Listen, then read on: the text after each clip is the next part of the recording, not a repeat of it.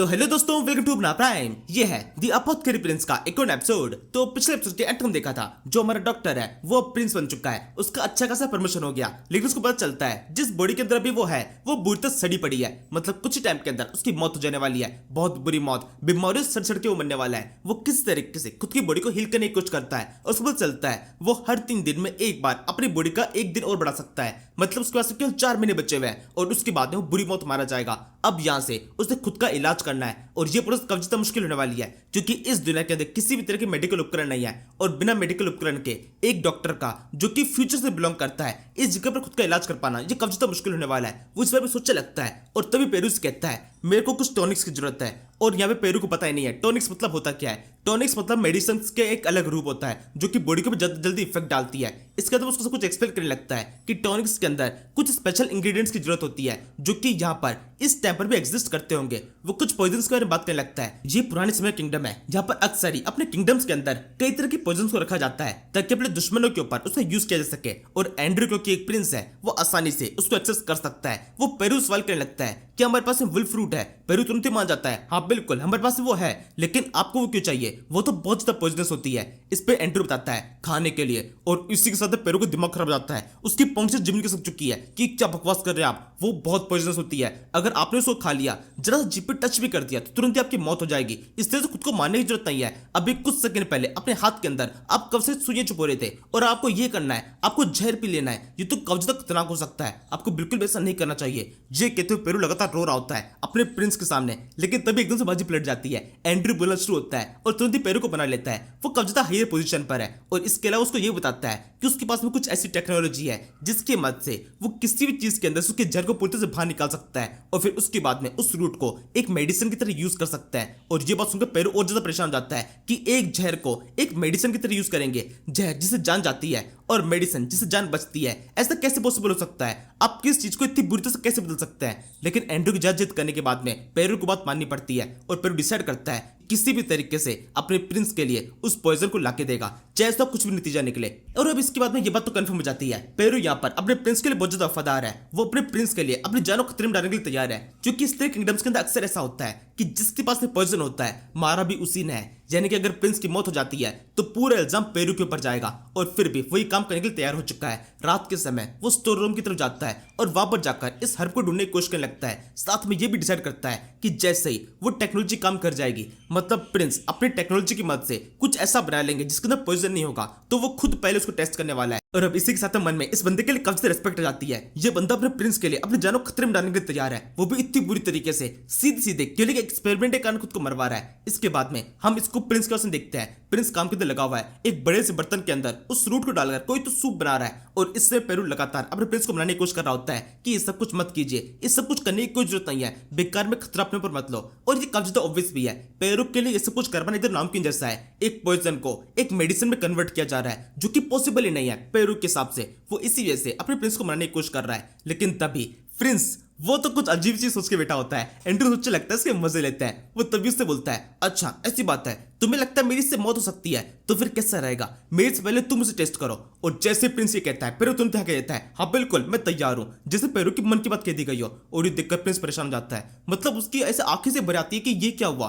Prince तो यहाँ पे पेरू के मजे ले रहा था, उसको लगा था पेरू परेशान हो जाएगा, लेकिन चीजें एकदम उल्टी हो चुकी है। पेरू के जॉब को सुनकर प्रिंस परेशान हो चुका है। उसको एकदम से नोवेल याद आती है। असल में नोवेल के हिसाब से ये जो बंदा पेरू है ये कोई फैमिली डॉक्टर नहीं है, ये डॉक्टर का असिस्टेंट है। लेकिन इसके बावजूद भी एंड तक यहाँ पर प्रिंस का रुका हुआ है। असल में प्रिंस का इलाज करने के लिए डॉक्टर्स की एक बहुत बड़ी भीड़ इस जगह पर आई थी। सबने कोशिश कर ली प्रिंस का इलाज करने के लिए, लेकिन कोई भी कामयाब नहीं हो पाया। अब एक प्रिंस का इलाज करने में जितने फायदे होते हैं उससे कई ज्यादा नुकसान भी होते हैं, तो कोई भी एंड तक वहां पे रुकना नहीं चाहता। सब के सब हाथ खड़े करके वहां चले जाते हैं। लेकिन ये सेक्रेटरी ये एंड तक वहां पे रुकता है प्रिंस का इलाज करने के लिए। उसको उम्मीद होती है वो शायद से उसको बचा लेगा, लेकिन ये कामयाब नहीं हो पाता। प्रिंस की मौत हो जाती है और सब के सब इसके ऊपर इल्जाम डाल देते हैं कि इसने ठीक से इलाज नहीं किया और प्रिंस की मौत हो गई। और प्रिंस के साथ में इसको भी मार दिया जाता है। मतलब देख रहे हो क्या कमाल का बंदा है ये। इस बंदे को पहले से पता है कि इसके प्रिंस की मौत होने वाली है। ऑब्वियस सी बात है, कब से डॉक्टर इस जगह पर आ चुके हैं, सबके सबने हाथ खड़े कर दिए। लेकिन फिर भी ये बंदा एंड तक उसके हाथ में रुका हुआ है, उसकी जान को बचाने की कोशिश कर रहा है। और एंड के अंदर जान को बचाना न पाने के कारण अपनी मौत तक को एक्सेप्ट कर लेता है। पेरू अपने साथ एक माइन को लेकर घूम रहा है जो कभी भी फट सकती है और एक छोटी सी गलती साथ में ये भी मारा जाएगा। लेकिन फिर भी वो उस माइन को छोड़ने के लिए तैयार नहीं है, जो कि दिखाता है क्या लेवल की वफादारी है इसकी।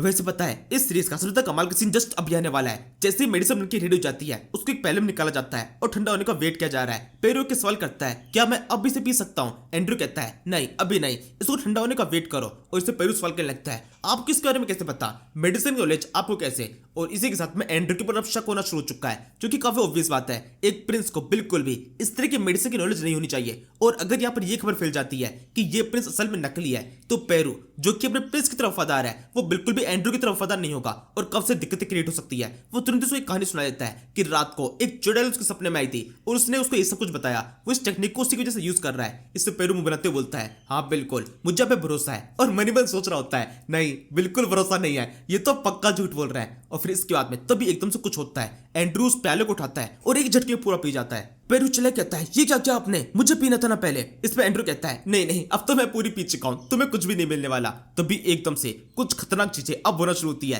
कुछ कमाल की चीजें। असल में आसान स्किल एक्टिवेट हो चुकी है और ये वही स्किल है जो कि जेवियर के पास में हुआ करती थी। वैसे जो लोग चैनल की ओर पहली बार आए उनको पता नहीं होगा जेवियर कौन है, तो मैं उनको बता देता हूँ। जेवियर एक काफी लेजेंडरी कैरेक्टर है, द ग्रेट ईस्टर्न डेवलपर। इससे पहले हमने एक मानव एक्सप्लेन की थी, उसका वो मेन कैरेक्टर था। वैसे मेन कैरेक्टर था लियोन फ्रंटेरा, लेकिन पूरी सीरीज में एकदम क्लैश चलता रहता है कि इन दोनों में से मेन कैरेक्टर है कौन, जेवियर या फिर लियोन। सीरीज बहुत कमाल की थी, एक बार जरूर उसको ट्राई करना। मैंने इंजीनियरिंग सीरीज या फिर ऐसा कुछ नाम से उसको एक्सप्लेन की थी, काफी जबरदस्त मानवा है। अब इसको कंटिन्यू करते हैं। सिस्टम लेडी यहाँ पर एंड्रू को बता रही होती है कि तुम्हारे पास में आसान स्किल एक्टिवेट हो चुकी है जो कि जेवियर ने अपनी बॉडी के अंदर अवाकन की थी। उसने खुद से इस स्किल को इन्वेंट किया था और अब ये तुम्हारे पास में। इसके साथ में सिस्टम लेडी दो तीन चीजें और रिवील करती है। असल में ये स्किल केवल कुछ वंशजों को ही मिल सकती है, जेवियर और जेवियर के बाद में उसके आगे के वंशज। तो ये मैग्नेटो सिटी से बिलोंग करता है, तो इसी वजह से पावर इसके पास में आई है। और सबसे ज्यादा कमाल की बात यह है यहाँ पर एंड्रू अकेला नहीं है, एंड्रू के साथ में उसका एक बड़ा भाई भी है जो कि है क्राउन प्रिंस, और उसके पास में भी शायद से ये स्किल हो सकती है।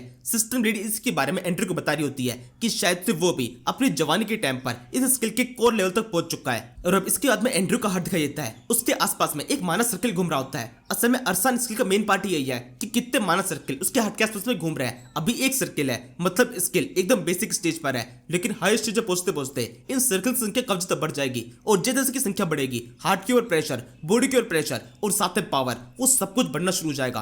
तभी एकदम से एक और खतरनाक चीज होती है, एंड्रू की बहुत ज्यादा दर्द होने लगता है। जब ये स्किल एक्टिवेट होती है पहली बार एक्टिवेट होने पर अक्सर ही हार्ट के अंदर बहुत तेज दर्द होता है। सेम ऐसा जेवियर के साथ में हुआ था और एंड्रू के साथ में। यह हालत और ज्यादा खतरनाक है क्योंकि वो पहले कब्ज तक बीमार था और उसने जबरदस्ती स्किल को एक्टिवेट किया है, तो ये हार्ट का इंपैक्ट कब्ज तक खतरनाक होता है। वो तुरंत जिन को बैठ जाता है, चिल्लाना शुरू कर देता है। पेरू पास ही में वो घबरा जाता है कि जहर का नेगेटिव इफेक्ट हो चुका है, अब तो ये मौत होने वाली है। पेरू यहाँ पर अपनी खुद की जानकारी में नहीं सोच रहा, वो केवल प्रिंस के बारे में सोच रहा हो, तो संभालने की कोशिश करने लगता है कि किसी भी तरह उसकी जान को बचा ले। वहीं दूसरी तरफ एंड्रू वो लगातार अपनी पिछली लाइफ के बारे में सोच रहा होता है, अपनी दोनों लाइफ के बारे में, जिसके अंदर वो एक छोटा बच्चा था। उसकी बॉडी काफी ज्यादा परेशान थी, काफी दर्द में थी और वो पूरे समय केवल एक बेड में बैठा रहता था, काफी ज्यादा परेशान हालत में। इसके अलावा उसकी ओरिजिनल लाइफ जिसके अंदर वो एक डॉक्टर है, उसके ऊपर काफी ज्यादा कर्जा आ चुका है, उसके अपने काफी ज्यादा नेगेटिव कमेंट चारों तरफ फैलाए जा रहे हैं, वो इससे भी काफी ज्यादा परेशान होता है। तभी उसे इसके अंदर शोध पे लिखा हुआ है इन सारे नेगेटिव थॉट्स के कारण तुम्हारे हार्ट के ऊपर जो वो सर्किल है उसकी रफ्तार कम होने लगी है, उसका एरिया भी काफी ज्यादा कम होने लगा है। तुम्हारे हार्ट के ऊपर उसकी वजह से एक नेगेटिव इफेक्ट आ रहा है, तुम्हारा हार्ट दबना शुरू हो चुका है। अगर इस तरह से बढ़ता रहा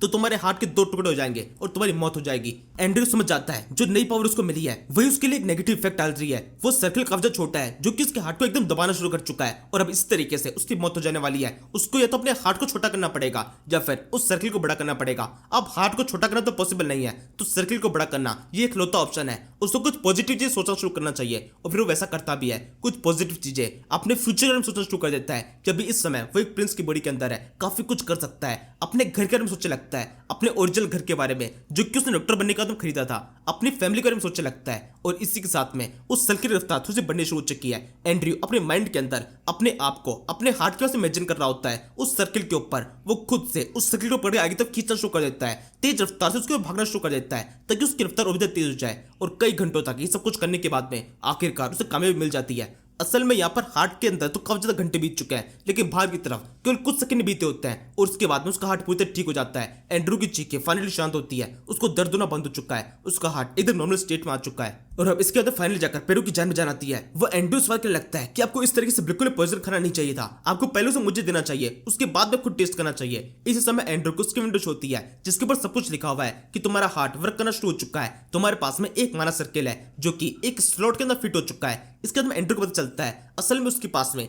उसकी बॉडी के अंदर एक इन्वेंटरी स्लॉट है और अब उस एक स्लॉट के अंदर एक मानव सर्किल आ चुका है और इस तरीके से उन सारे स्लॉट्स को भर सकता है जिसके अंदर एक एक कमाल की चीज आती जाएगी जिससे उसकी पावर लगातार बढ़ती जाने वाली है। और अब इसके बाद में एंड्रू को एकदम चिल हो रही होती है कि उसको किस्ते की पावर मिली है। वो तुरंत ही खड़ा हो जाता है, पैरों को वहां पे काम पे लगा देता है, वहां की सफाई काम पर, और खुद चल जाता है रूम के अंदर थोड़ा आराम करने के लिए। लेकिन वो बिल्कुल भी आराम नहीं करने वाला। वो वहां पर जाते ही इस पावर को टेस्ट करने वाला है कि क्या लेजेंडरी पावर, क्या लेजेंडरी पावर उसको मिल चुकी है। इसके बाद वो ध्यान लाने बैठ जाता है, अपने खुद की बॉडी को चेक करने लगता है, हर एक बदलाव को चेक करने लगता है। उसके बाद चलता है जो वो एक स्लॉट उसकी बॉडी के अंदर एक्टिवेट हुआ है, असल में वो एक स्लॉट एक खाली जगह की तरह है जिसके अंदर 10 लीटर तक स्पेस आ सकता है। उसके अंदर उसे कुछ भी डालना पड़ेगा, लेकिन उसे खा के उसके अंदर डालना पड़ेगा। तो तुरंत ही खाली चीज ढूंढने लगता है, पास ही पानी है तो उससे पहला ऑप्शन पानी ही मिलता है। इसके बाद वो उसे पी जाता है और तुरंत ही उसकी बॉडी के अंदर वो सारा पानी जग के स्टोर हो चुका है। सबसे कमाल की बात ये होती है वो 1 लीटर पानी जैसे वो अपनी बॉडी के अंदर डाला उसको बिल्कुल एहसास ही नहीं होता कि उसने इतना सारा पानी पिया है। वो सारा पानी एक कंटेनर के अंदर है जो किसी बॉडी पर अभी तक इफेक्ट नहीं डाल रहा। इसके अंदर वो और पानी को मंगाता है और सारे को पी जाता है। 10 लीटर पानी अभी उसकी बॉडी के अंदर है। सिस्टम विंडो शो हो रही होती है